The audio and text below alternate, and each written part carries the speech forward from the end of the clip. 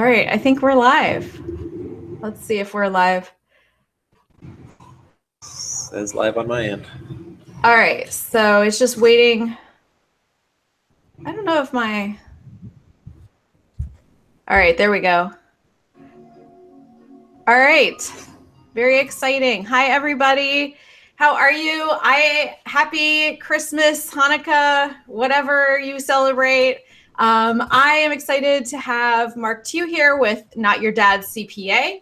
And he is right now in Nicaragua. So you have to bear with him if we have some noises in the background or anything like that. It's one of the perks of working for yourself to be able to travel and live somewhere else. But I appreciate you taking the time to be with me today and to help my viewers or anybody else watching, really. You don't really have to be a fan or a viewer to watch this video, but we are talking about reselling taxes, right? So Mark is a CPA, and I will let him do his introductions, and then we'll get started.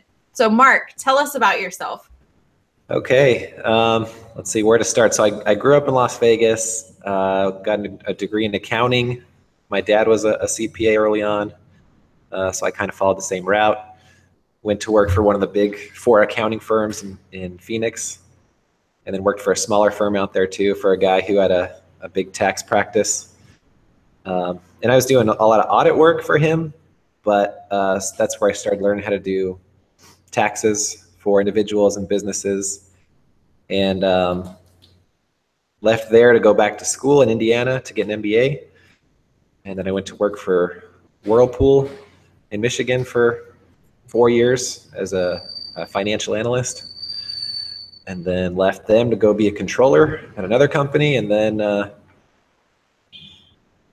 quit my job and moved to Nicaragua. So how did you end up getting into the reselling part? Like, how did you end up like specializing in this? Yeah, about 3 years ago I started, or maybe 3 or 4 years ago, I started I got into the like online personal finance blog world. Oh, okay. Did you have your own blog? I had my own blog. Okay. Went to some conferences, met a lot of people, and somebody referred me to some popular resellers. They had me on their podcast, and I started getting referrals and stuff, and I was like, hey, this is a cool group. This is a growing industry, like a really huge niche. I mean, and eventually I started getting into selling on Amazon, and just getting more and more reseller clients. And I'm like, hey, I think this is what I want to specialize in. So yeah. I mean, did you find that there were did you find yourself having to learn more about the reselling world and taxes, or is it pretty similar to other small business stuff that you were already doing? Like, is there anything that you had to do that was more specialized for this? I mean, there's a lot of similarities to other businesses. I mean, so it's like an inventory intensive type business. Right. Only it's online. I mean, so yeah, it has a lot of similarities with maybe other industries, but it definitely has its own nuances and just, I don't know, a lot of different things with how you track inventory, what kind of software is available out there. Yeah. All the different apps and integrations that you might use and need, and just learning about all that stuff. Well, and I think too, it seems that,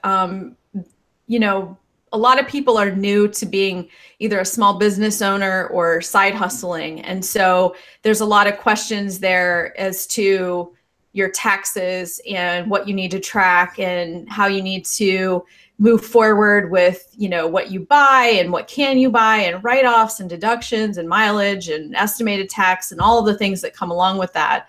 And so do you find that a lot of people reaching out for help are newer resellers, or do you have a mix of both? I have a mix of both. I mean, the people who are contacting me with questions are generally newer. Mm-hmm. I've been selling for a year or less, and they're feeling overwhelmed because they feel like there's so much to do and they have no idea where to start or if they're doing it right. correctly. So I get a lot of those people. Yeah, and if you guys are watching either live or recorded, if you stick around to the end of the video, don't fast forward because I know some of you will do that. We'll have kind of a little special deal for you if you ask for Mark's help or if you need Mark's help for the future. So stick around for that because that's going to be a really good deal. All right, well, you ready to get started? Yeah. Ready for the questions? Dive in.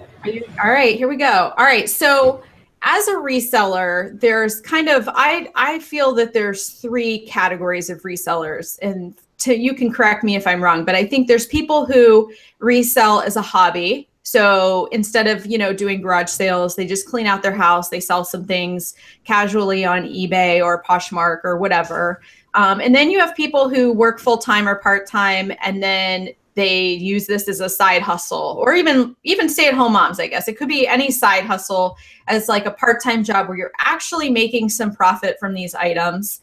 So it's in that kind of middle area of, do I owe taxes? Do I pay taxes? Can I write stuff off? So they're like in the quasi world. And then you have people who do full-time reselling, which is like, the grand scale of everything. They're selling 5-6 figures of items per year. So they are more like a full-scale business. They do it full time. They are looking into like 401ks and, how do they invest in their taxes and sales tax and all of those kind of things. Would you say that's correct or would you have another category for that? No, I mean, I think there are different ways you could break it up, but I'd say those are maybe 3 of the biggest buckets or categories, ways you could categorize. Yeah. Okay. So then I guess out of those 3, when do you have to pay taxes? Like, I guess if you're just a hobbyist, at what point do you have to pay taxes on that stuff? So that's a question I get a lot. And what a lot of people don't realize is that almost everything is taxable. I mean, there are some exceptions, like financial gifts or like life insurance proceeds and certain things that are not taxable. Okay. But even if you have a hobby, if you have a net income, Mm-hmm. So explain what that would be. So explain what a net income would be on something. Well, so the thing with hobby sales is people usually have a net loss, which means that you're selling it for less than you bought it for. So like selling your own clothes. Like if you go to Macy's and you buy a dress for $100, you wear it a couple times and you sell it on Poshmark for $25, that is considered a loss and you wouldn't necessarily need to pay taxes on that, right? Right. Yeah. So what about people like me who I sell a mix of stuff. So I sell stuff out of my own closet for a loss, right? And then I sell stuff for a profit. But I also don't have any clue on some of the things that I sell for myself, like how much I originally paid for it. How do you go about kind of tracking that? Or should you track it? Can you give us some insight on that? Right. I mean, if you have, I don't know, old clothing items that maybe were personal items that you're bringing into your business for resale, I mean, maybe you paid $100 for it, but if it's a year later and you are giving it to your business, you'll have to record, I guess, the fair market value or estimate the fair market value of what it is like at that time. So if you're like, oh, now, it's used, it's a year old, it's probably worth $20. But what if you don't remember how much you paid for it? That's my issue, is that I have lots of stuff in my closet that I pull out that I don't really know what my original price was for it. I mean, if it's one of your personal items, that's not a big deal because you're going to change the cost as far as your business is concerned is going to be whatever the fair market value is at the moment you convert it to a business inventory item. Okay. So, and again, how do you estimate that? I mean, that's kind of a tough question. I think there's a lot of wiggle room there. Okay. But then what about, so for instance, I have a spreadsheet and I track my stuff and I always track where I buy it. So if I buy it at, the Goodwill, I write Goodwill and the city that I bought it in.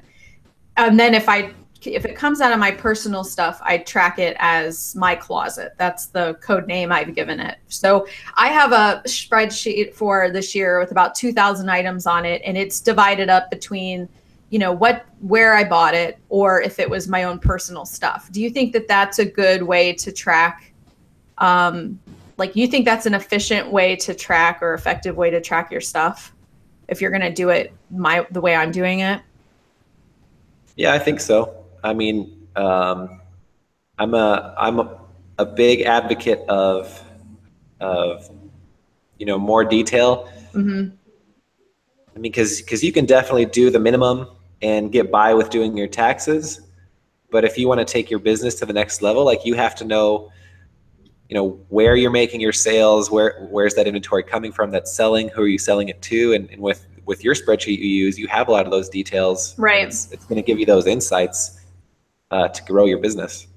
Yeah, I have a pretty good husband at home who's he's the data guru guy. So he has helped me a lot with my spreadsheet and being able to track it. He also has a degree in accounting, which that's not his job. He doesn't use, but he's been able to help me a little bit. So I have a little bit of a person at home to help me with that. But I mean, he's obviously not an accountant, so he can't totally help me with everything. But we have set it up where it is pretty significant amount of information being tracked.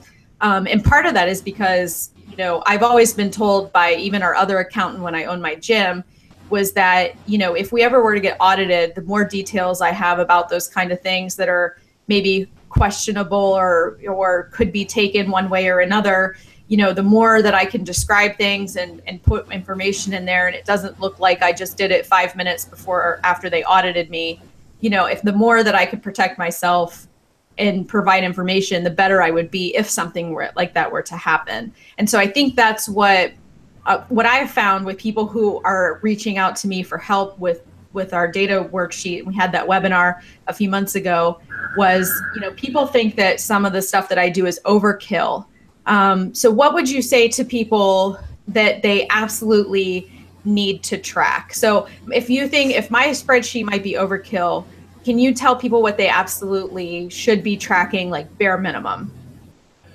Right. I mean, at a bare minimum, you need to know what your cost of goods sold is, and that's probably the main reason that people need to be tracking their inventory.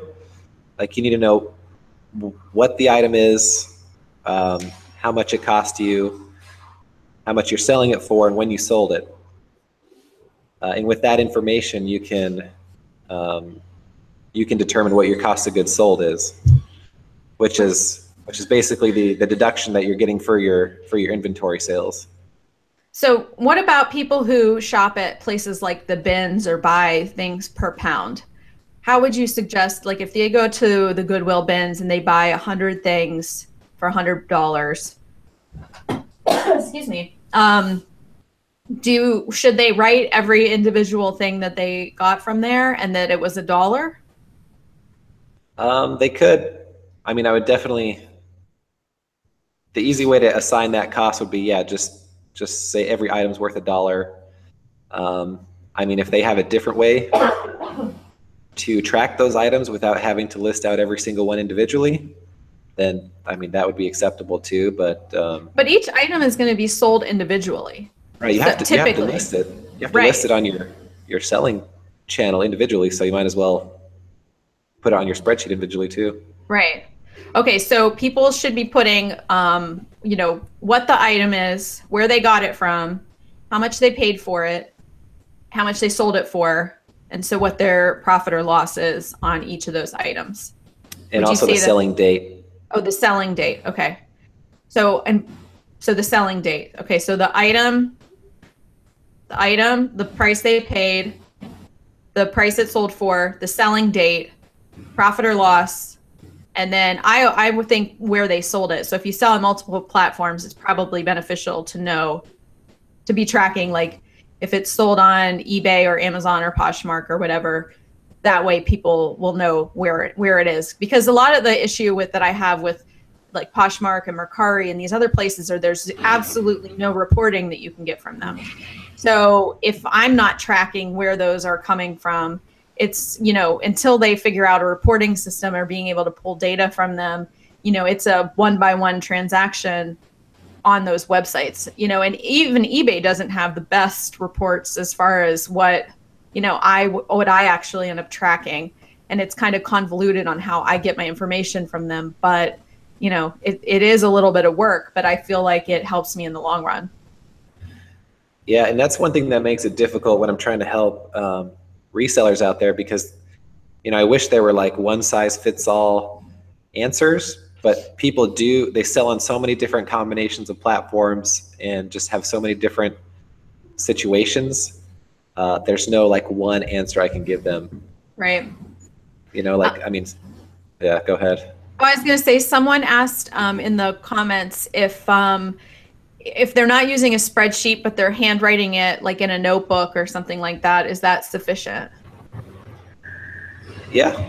That's what they did in the olden days. I'm a huge fan of more automation, spreadsheets and stuff, right. But not everybody's as comfortable with that. And if you have like a logbook or something, that's just as good. I can't imagine going through 2,000 things and trying to find where that item is. But I guess Right. If you only had a couple hundred, or we're doing it on a smaller scale, I think that would probably work. At least you have a record of it, right? Yep. Okay, so then at what point when you get to, so as you're moving out of being a hobbyist, right? So, as far as just selling a little bit, and then you go into an LLC or sole proprietor situation where you're making money, at what point then do you have to pay, I think we talked about before this, like estimated taxes and self-employment taxes, and, where is there a hard line that people need to say, okay, I hit this threshold and now I need to go to this next level? As far as when they should become an LLC, or just like, as far as like, at what point do you stop being a hobbyist and you start being a business? the IRS looks at it as far as your intent. Like if you're selling stuff to make a profit, then that's a business. There are a lot of specific questions and tests that they have to like really determine it, but when it comes down to it, it's all about your intent. Like, are you just selling an occasional item because it's fun and you can, or are you like trying to make some extra money? Okay. So then isn't there something though about like $600? I always hear that's like the magic number of profit where you have to pay taxes. Is that actually a thing, or is that just like some kind of arbitrary number people have made up about if you make more than this, you have to pay taxes? So I think the number is, well, there's a few numbers, but one out there is $400. $400. Okay. And you don't have to pay self-employment tax on self-employed earnings less than $400. Okay. Like if you make less than $400, you don't have to pay a self-employment tax on that. Okay. So you're not paying income tax on that though.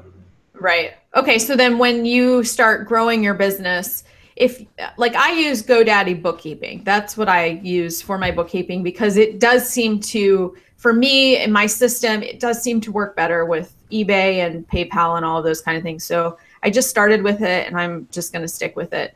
And then I manually input my sales from Poshmark and Mercari and Etsy and all of the other places. So I have, at least because eBay is kind of more the behemoth of my business. So I just let that automated in, and then I go in and I put my other stuff back in there.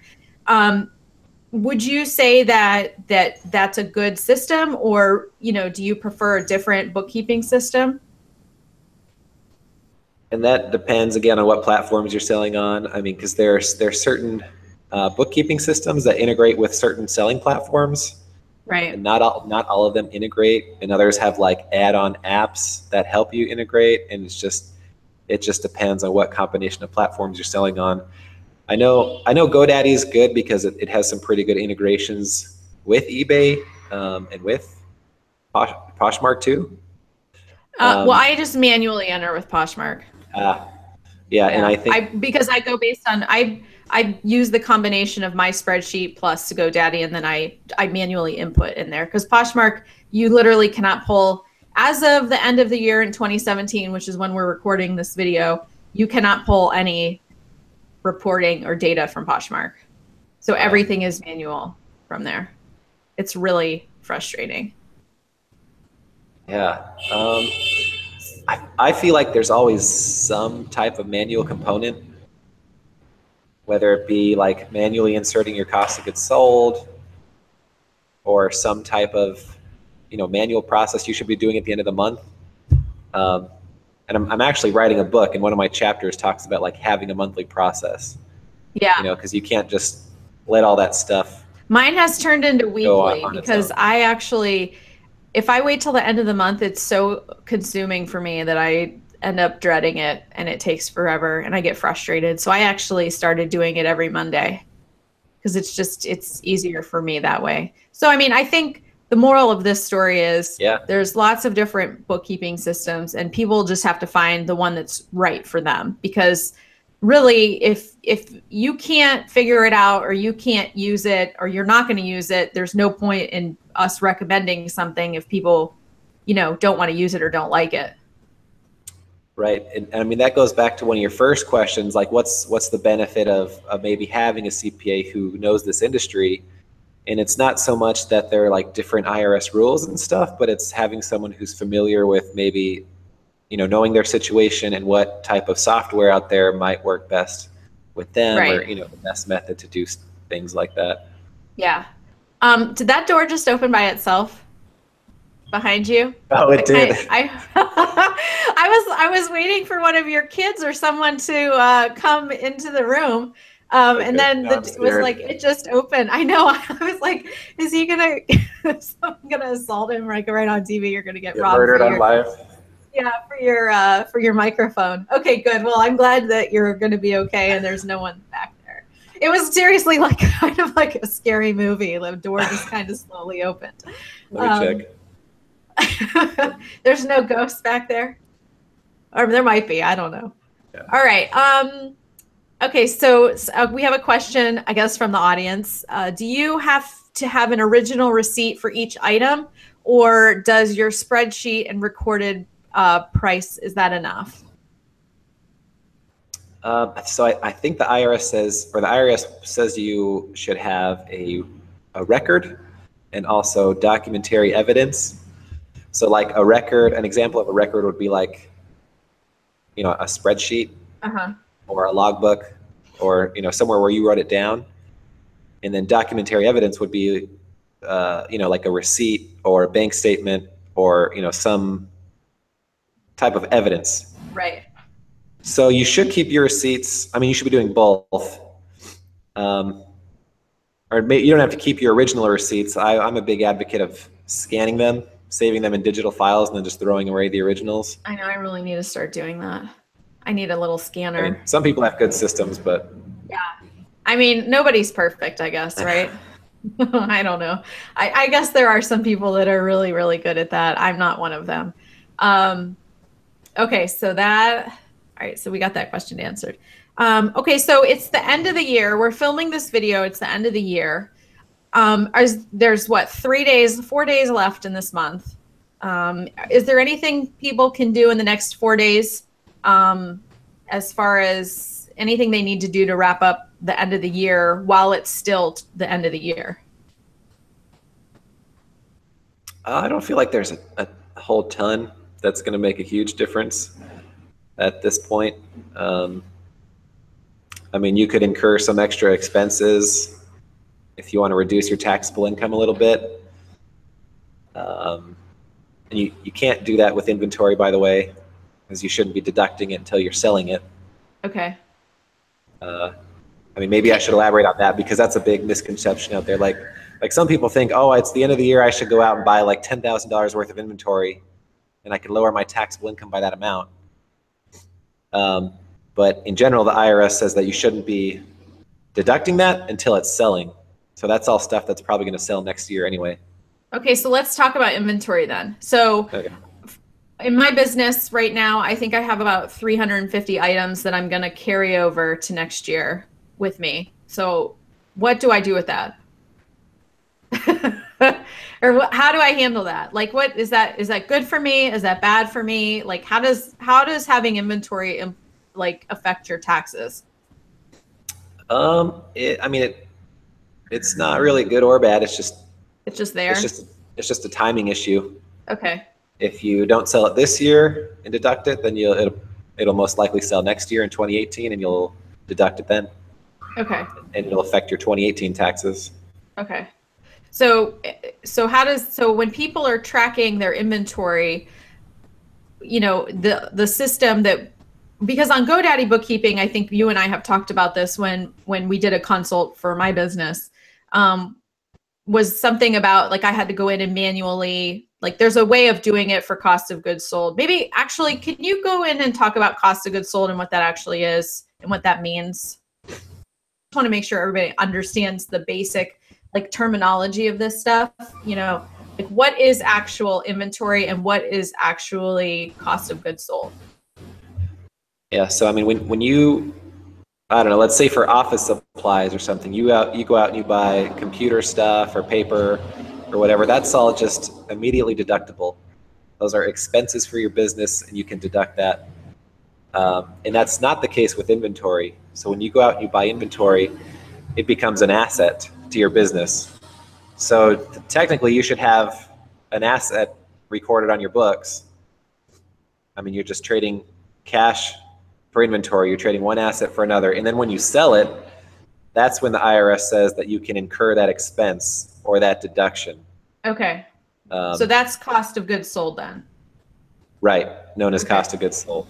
Okay. So cost of goods sold is the dollar amount that you pay for the item, or cost of goods sold is the difference between what you pay. No, because that's profit. Right. It's your cost. It's the inventory Right. cost. Yep.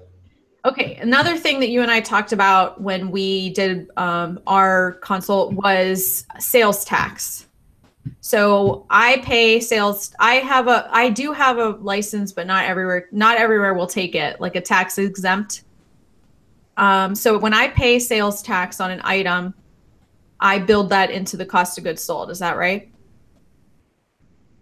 When you pay sales, so generally, oh yeah, when you pay sales tax, like when you Yeah. buy your inventory. Yeah. So if I buy items that are taxable and they don't take a tax exempt certificate or license, then that is just built into the cost of goods sold, right?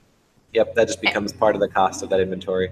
Okay. And then, since that new rule came out about sales tax, when do people have to actually then pay sales tax?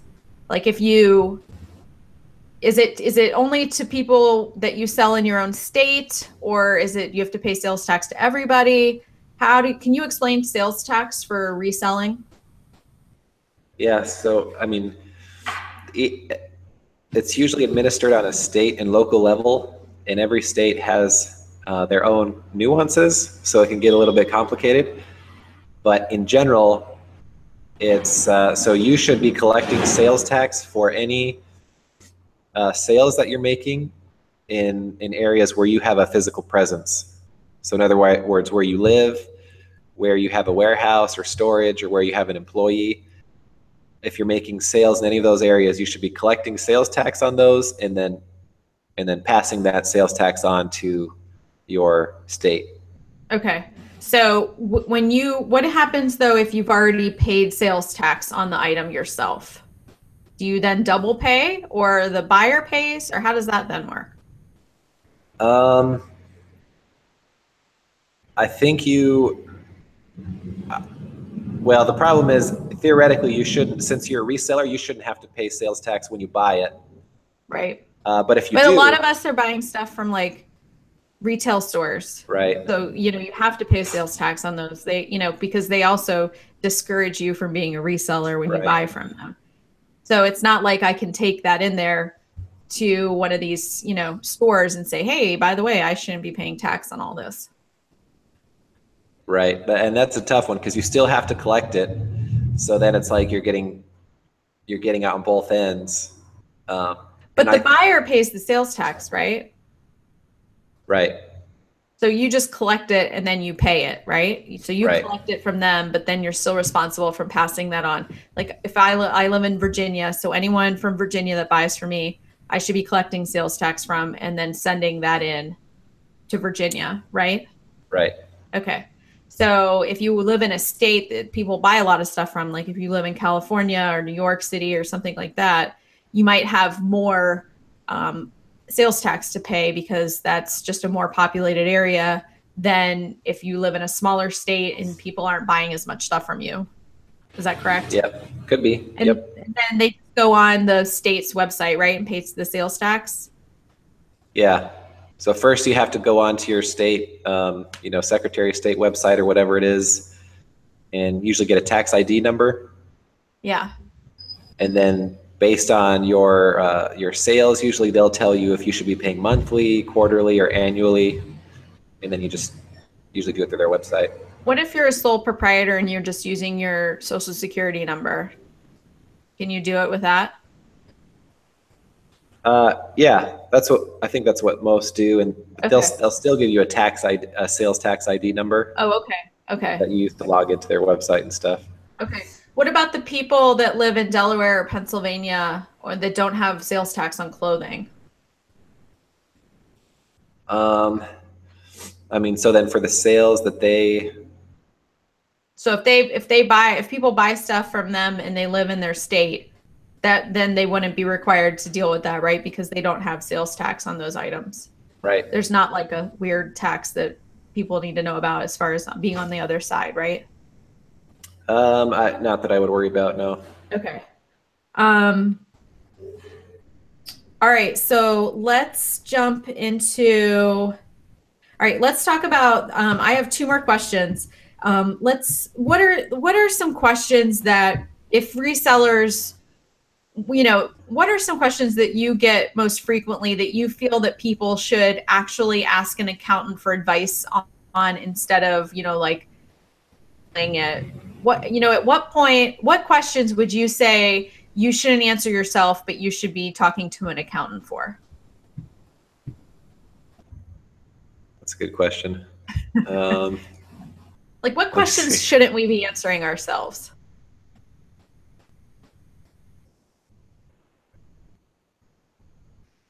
So, a lot of people out there still think, if they make less than $20,000, that they're not going to owe any taxes.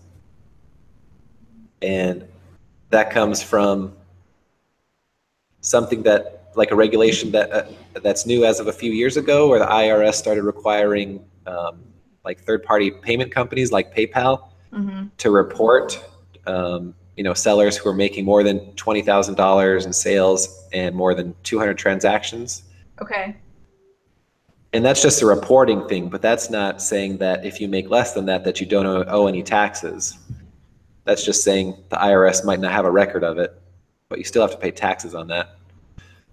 Okay. So basically, if people that aren't sure of if they should definitely talk to an accountant if they're not sure.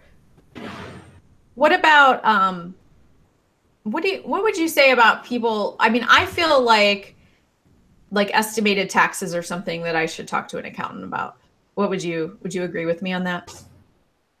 It couldn't hurt. Like if the person has no idea what they are, how to calculate them, it can give you a lot of peace of mind just having a quick conversation with an accountant or just somebody who has done them before or calculated them. Because if they can just show you how to do it and you can say, oh, okay, that makes sense, then you can probably take care of it from there going forward. What about people who have questions as far as like selling to reduce, for instance, in our house, my husband has a full-time job with benefits with a W-2, and then I have a reselling business and do consulting and things like that.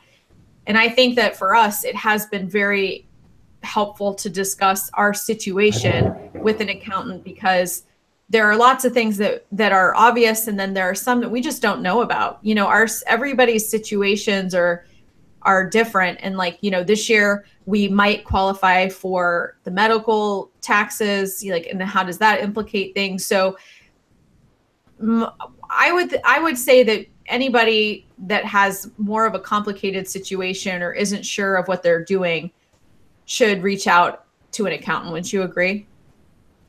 Because there's lots of things that or have experience with that could, reduce someone's tax burden or help them with write-offs or things that they could do this year to help them with next year. So it's not just about April. It's really a year-round thing on, what could you do now to help next year? And if you talk to an accountant, they actually can see the full picture of you and your business and your family, your family income.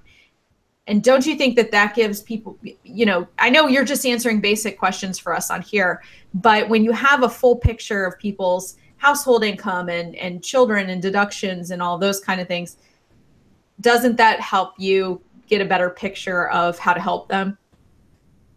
Yeah, absolutely. I mean, and you're kind of getting into like the difference between just tax preparation and tax planning. Because a lot of the times people come to me or to a CPA at the end of the year and they're like, okay, here's my stuff. How can I save a bunch of money? But I mean, in that instance, too late. Yeah, you're just preparing their taxes, and you're like, well, if you had come to me at the beginning of the year, we could have done some planning and made some changing and made some changes that could compound over the course of the year and save you a lot more money. Right. Well, because there are things, especially when you have a business, that you can do all year round, besides, like, I know I asked you earlier if there's anything we can do at the end of the year. But really it's doing stuff all year round that ends up helping you for your taxes. All right, let's see what else people have. So someone asked if it helps to become a LLC before the end of the year to file your taxes if you've been reselling all year long. Like if you file for an LLC today, can you use it for your whole business all year? Or does that now only affect you for next year? No, I think it would just be as of the date that you file. Okay. I think that's right. So you can't backtrack and say, oh, now I'm opening a business, so I'm going to do everything from the past year. No, I don't think it would be retroactive. So you would probably just file your normal sole proprietor Schedule C for like January 1st through December 27th. And the last 3 days you would file a separate one for your LLC, I guess. Okay. What about, I think there's some discussion in the chat about if you have a loss on your business, do you have to file taxes? If you are in the red, do you have to file anything? I don't know if you have to. It depends on, it depends on what type of business and what's going on your personal return. So like most resellers are either single member LLCs or sole proprietors. So their tax returns, it all goes on their personal return. So any business loss that you have would directly offset any other non-business income that you have. So you would want to file, I think. Yeah, because then that helps reduce your what you owe, right? Right. Yeah. And then what about people who are running their reselling business as a hobby? Can you do deductions when you have a hobby, or is that only if you're going to be a sole proprietor LLC? I think generally it's when you're a business. If you have a hobby loss, you can't deduct it the same way as you can with a business. So you can deduct it only if you itemize your deductions. Okay. And even then it goes in the miscellaneous deductions that are subject to the 2% AGI rule. So there's like a threshold for what you can deduct. Oh, I see. And your AGI is your adjusted gross income, right? Right. But I'm pretty sure that's all going away in 2018 anyway. So pretty soon you won't be able to deduct anything for hobby losses. Okay. So do you want to segue into that with the new tax the new tax law that was just passed and how that, what that means for all of us. And maybe it changes some of the things that we just talked about for next year.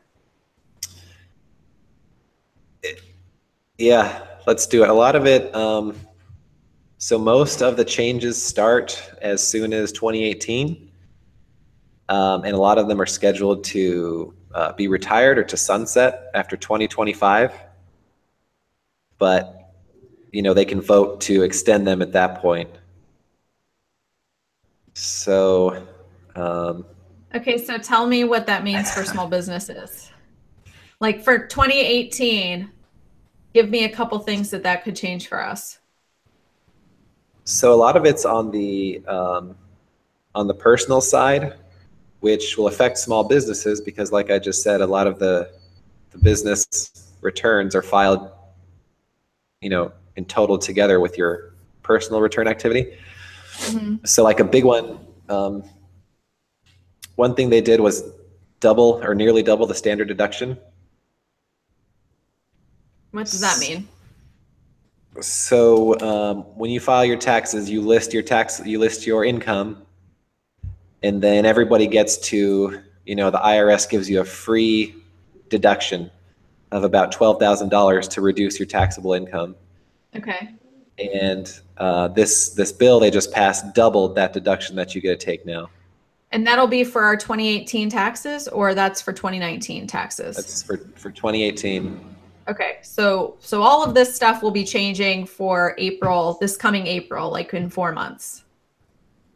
So it won't affect your 2017 that we file this coming April.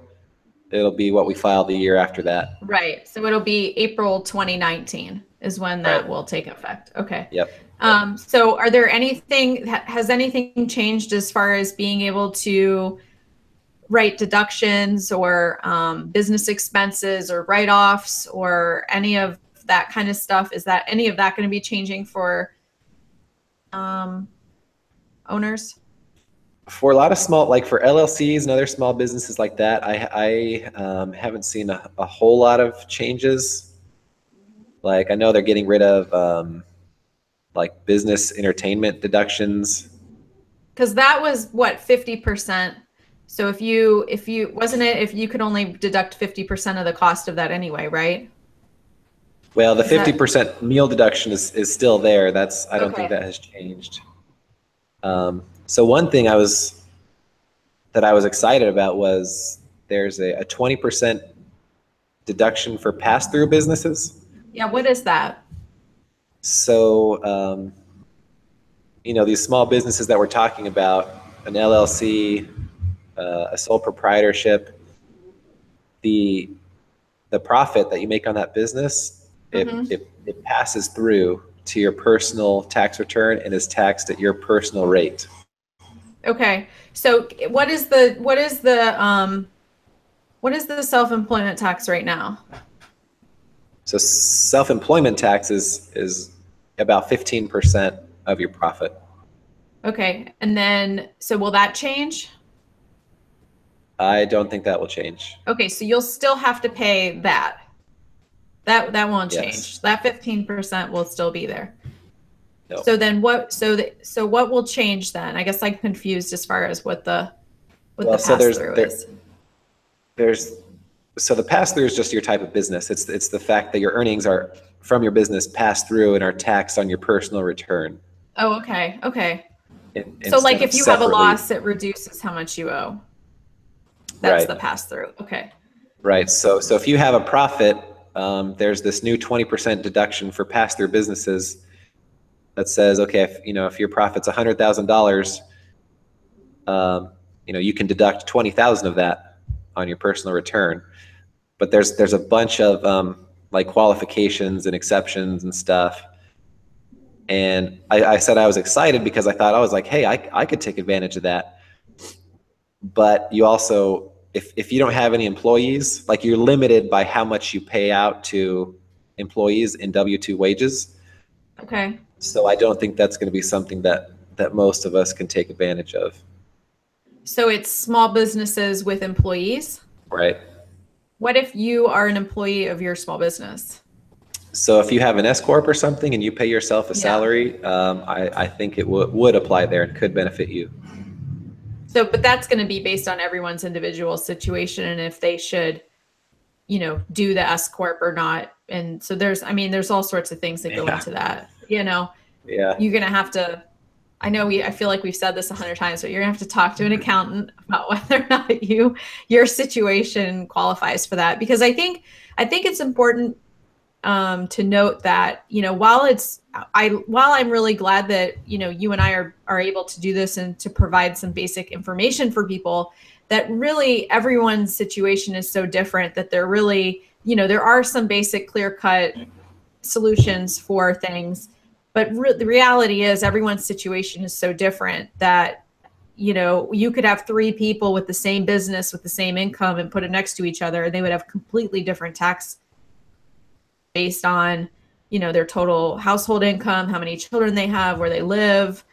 And so that's why for a long time I was like, oh, well, I'll just do my own taxes, because you wanted to save. You don't want to, I mean, no offense, but getting an accountant sometimes can be pricey, a couple $100s at a time. Not everyone really wants to spend that. But I think that there comes a point where that couple $100s comes back to you when you're able to make those changes all year round, or you're, on the tax side, it has then, gotten better. You get that return back by your help and assistance throughout the year. So it's an investment, really. But wait, that's one of the changes, isn't it? That you can't write off your tax preparation. Isn't that one of the changes? So you're not deductible anymore, Mark, next year. I'm not. But it's still okay for this year, right? It's still okay for this year, but honestly, that's not a deduction that most people are taking advantage of anyway, because it's only if you itemize, and it's one of those where it has to exceed 2% of your adjusted gross income. Got it. Well, anyway, those people might.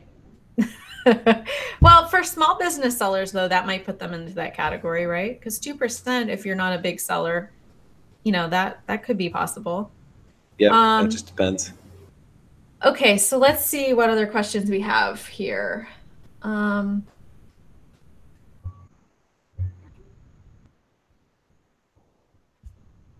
Okay, so there's a question of how do you find a reputable accountant? Is there an accounting association that people can look at, or no? That's a good question. I think there are probably various places where they have databases and stuff like that you could look through. I mean, I know like different companies like QuickBooks, they have big directories of their recommended accountants and CPAs and stuff, and they'll have ratings on there. So that's one way you can do it. Or you just, I mean, you ask around on social media platforms or whatever, Yeah. but ultimately, or you call Mark. Yeah, you email Mark. You're going to want to talk to that person. The most important thing is finally getting a name and then talking to that person and just asking them questions and just assessing if it's a good fit or not, if you feel like you can trust that person, if they have other reviews available. I know that you specialize in reselling, but there's not a lot of accountants that do. Would you say that a fair comparison would be an accountant who specializes in small businesses, because that way they would be able to help out with the inventory component and all of those and that kind of stuff? Maybe. I mean, that may be a little too general. Maybe somebody who works with small inventory-based businesses would be a lot better specification. Small inventory-based businesses. Okay. And then, I mean, you just Google search that, right? Maybe someone has some others. Now, obviously you do people's taxes. Can you do people's taxes even if they don't live in your state? Or, how does that work? What if you find an accountant you like and they don't live in your state? Does that matter? I don't think that matters anymore. I mean, it used to be that I think you could only, if as a CPA, there were all these rules about practicing in other states. But I think all 50 states now have adopted legislation that allow you to practice anywhere. And that's the case with me. Most of my clients are all over the United States. Like I don't have one concentration, like geographic concentration. So it's I think that's just going to become more and more common. Okay, good. So All right. So I think, did you have anything that we didn't cover? um, I mean, there's a lot of things. Like one thing,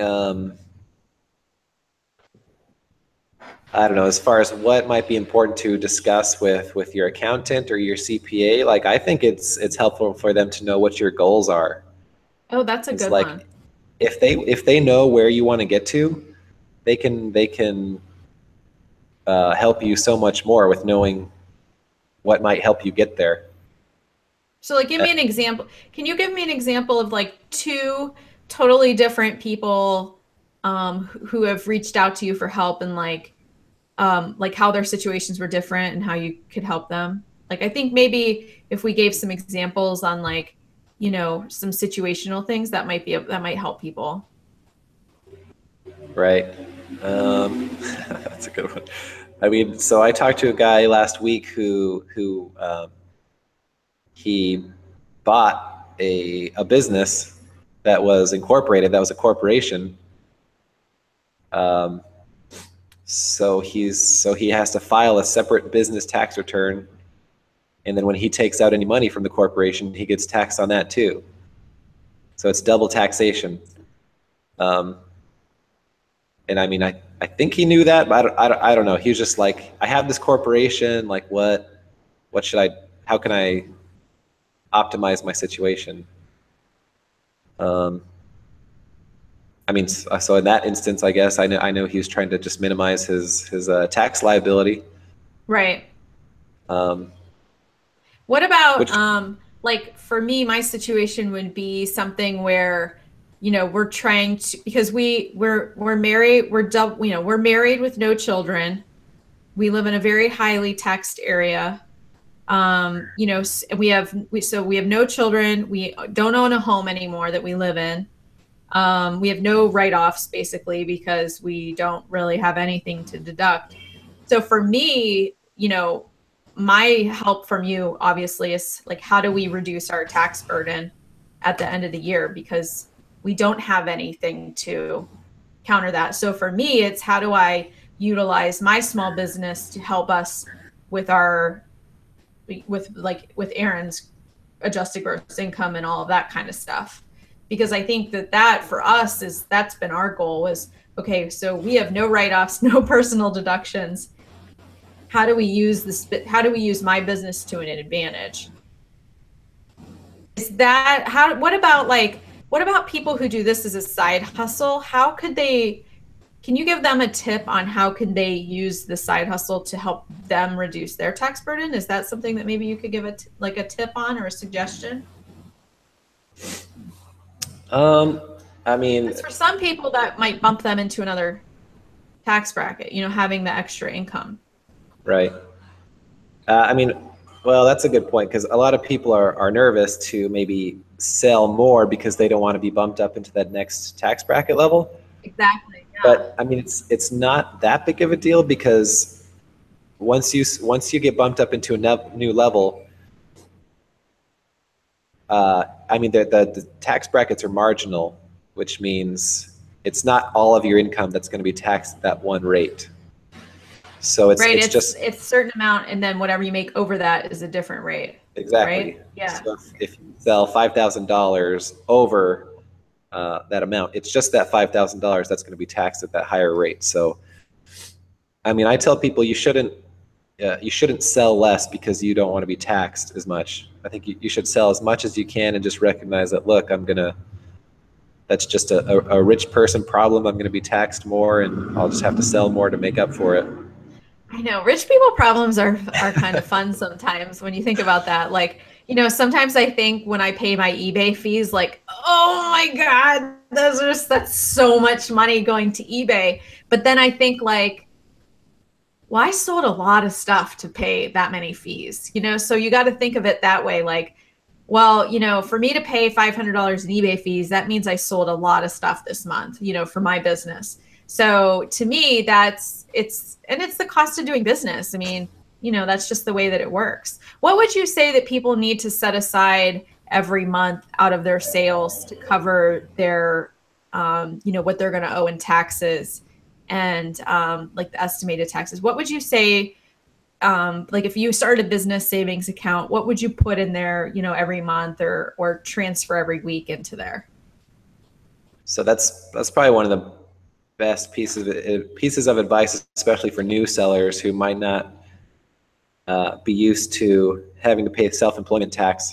At least be setting aside the 15% of what you think you're going to profit to cover your self-employment taxes. Okay. And then on top of that, set aside money for income tax. That could be another 15, 20, 25%, depending on your personal income tax bracket. So you got to do. So like for me, QuickBooks, like it calculates what I owe quarterly. But then, the woman that helps me, she also runs her own business.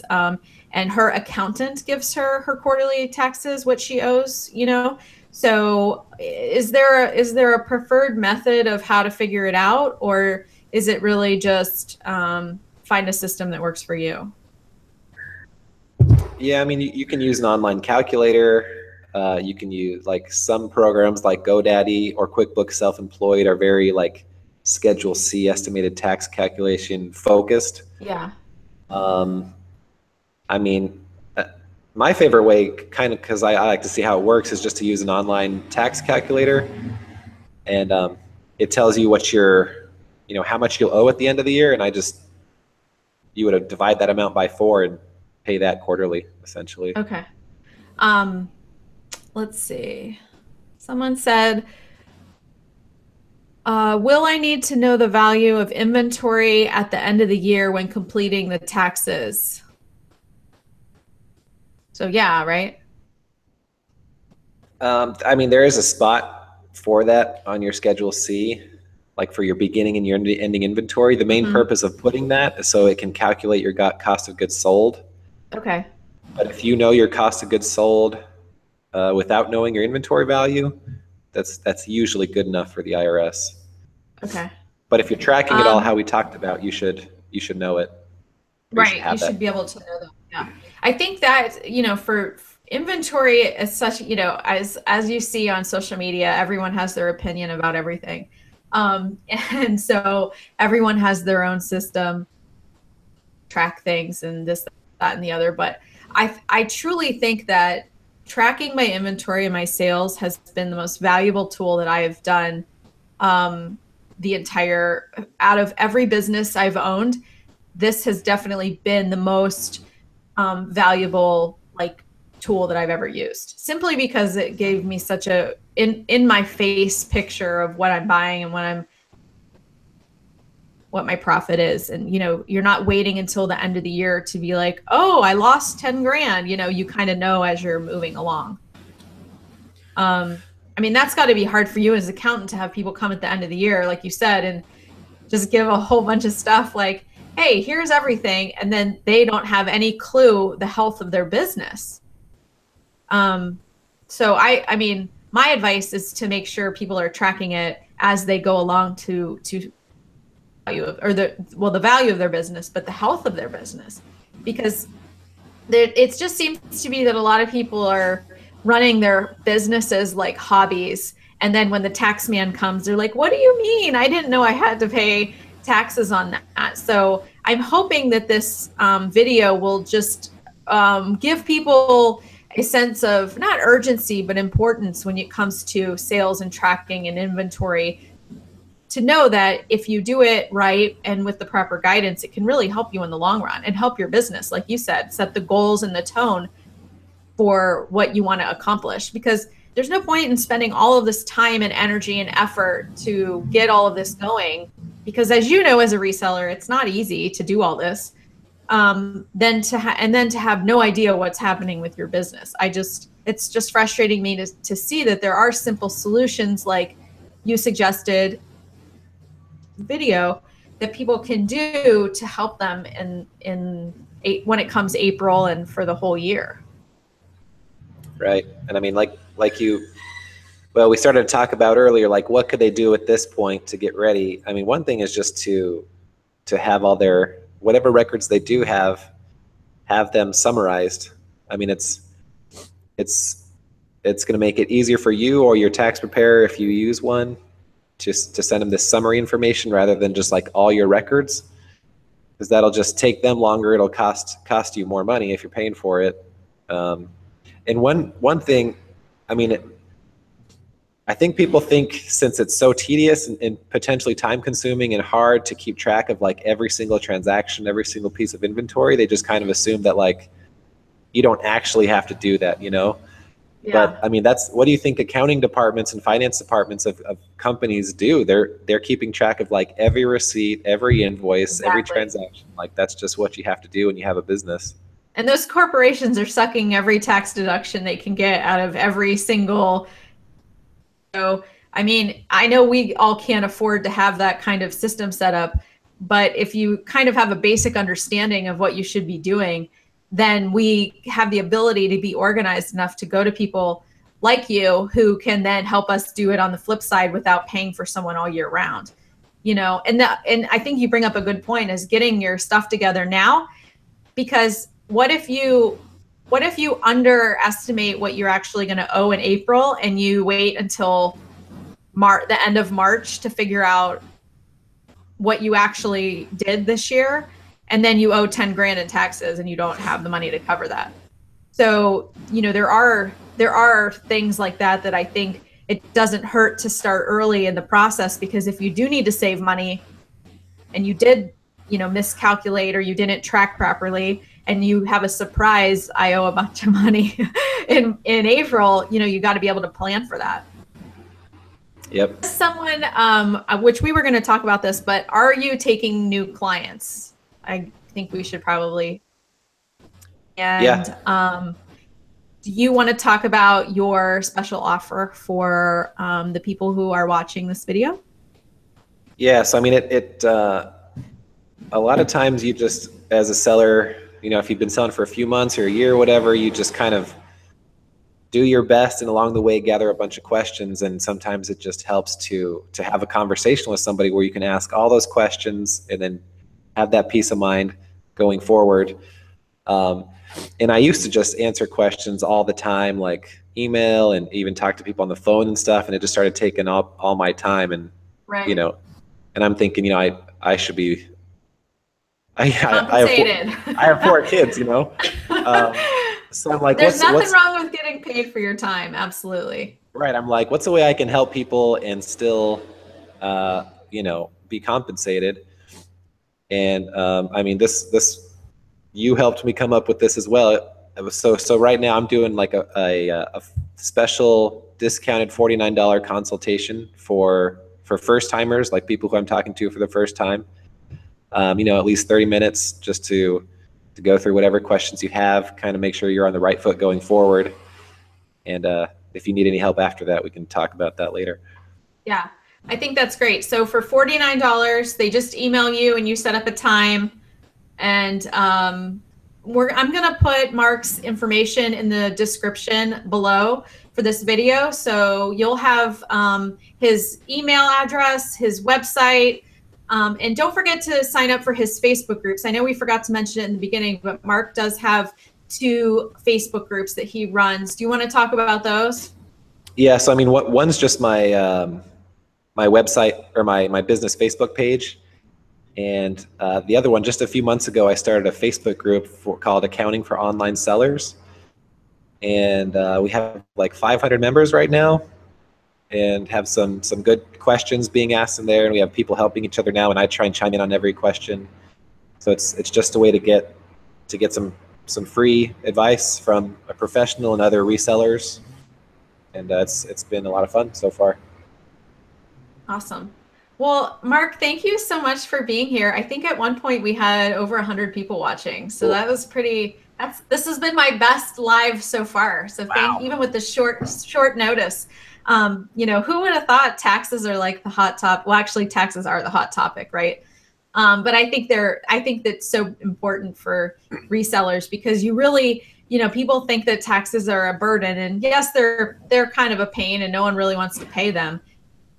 Right. You can really take advantage of some things that you might not know about, and then that helps you in the long run. So I really appreciate you taking the time to my channel, and I hope you are just having a blast in Nicaragua.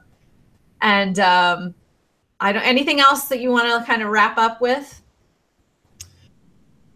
I mean, the biggest thing is just yeah, like you said, make sure that you're not going to be surprised with your tax liability. Make sure you've taken into account the self-employment taxes you're going to owe, because I mean, it's my least favorite part of my job is like having to go to someone and say, hey, you owe $10,000. That's Yeah. that's the worst.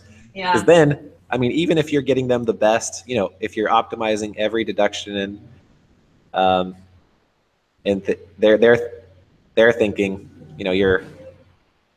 they're thinking you're a bad accountant or something, and you're like, no, you just owe tax. Just didn't do what you were supposed to do all year round, so now you owe a lot of money. Right. Or you made a lot of money, so a lot of money, and then you owe a lot of money.